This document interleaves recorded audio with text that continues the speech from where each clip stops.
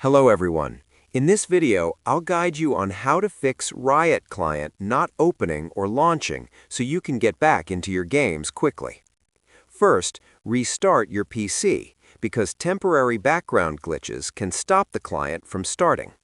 Next, open Task Manager and end all Riot-related processes, then try launching the client again. After that, run the Riot client as an administrator to avoid permission issues. You should also check your antivirus or firewall settings and make sure they are not blocking Riot client. Another important step is to clear the Riot client cache by deleting temporary files in the App Data folder. Also, make sure your Windows is fully updated for better compatibility. If the issue continues, reinstall the Riot client completely for a fresh setup. Finally, restart your PC again and open the Riot client, and it should start working normally. Subscribe the channel for more videos.